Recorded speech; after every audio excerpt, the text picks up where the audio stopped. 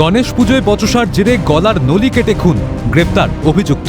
হাওড়া লিলুয়ার পটুয়াপাড়ায় একটি ক্লাবে গণেশ পুজোর আয়োজন করা হয়। রাত 12টায় খাওয়া দাওয়া শুরু হয়। আচমকায় স্থানীয়রা দেখেন অমিত রায়চৌধুরী নামে এক যুবক অন্য একটি যুবককে মারধর করছে। তাকে বাঁচাতে যায় বছর 26-এর সৌভিক দত্ত নামে ওই যুবক। এই নিয়ে সৌভিক ও অমিতের মধ্যে বচসা বাঁধে। অতর্কিতে অমিত পকেট থেকে ছুরি বের করে সৌভিকের গলার নলি কেটে দেয়। রক্তাক্ত অবস্থায় সৌভিক লুটিয়ে পড়ে।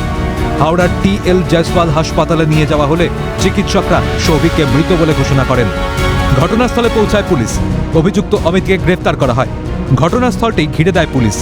অভিযুক্ত অমিত মুহুরির কাজ করে বলে স্থানীয় সূত্রে খবর। অমিত রায়চৌধুরী বলে একটা ছেলে মুহুরি কাজ করে, সে এসেছিল, ওর সাথে একজনের তর্কাতর্কি হতে হতে ও বাঁচাতে গেছিল বলে ওকে মেরে ফেলেছে, মার্ডার করেছে ছুরি দিয়ে। কোথায় মেরেছে? যে মেরেছে তার নাম হচ্ছে অমিত রায়চৌধুরী। কালকে এখানে গণেশ পুজোর খাওয়া দাওয়া ছিল, একজনের বাড়িতে নিমন্ত্রণ ছিল। তো নিমন্ত্রণ থেকে আসার পর তাদের মধ্যে হয়তো কোনো বচসা হয়েছে, ঝামেলা হয়েছে। তো ওই ছেলেটা আমাদের ভাইটাকে। অভিযুক্তের কঠোর শাস্তির দাবি পরিবার থেকে শুরু করে স্থানীয়দের। কথা কাটাকাটি হয়েছে, অন্যজনের সাথে হয়েছে। ওকে বাঁচাতে গিয়ে ওকে মারছিল, ওকে মারতে গেছিল, ওকে বাঁচাতে গিয়ে ওকে মেরে দিয়েছে। তো কোনো ঝামেলায় পড়েছিল, ওই হিসাবে ওর ছুরি চালিয়ে দিয়েছে। আমরা চাই ওর যে ছুরি চালিয়েছে তার শাস্তি হোক, কেন ওর বাবা নেই, দুই ভাই আর মা। কি কারণে খুন তা খতিয়ে দেখছে পুলিশ।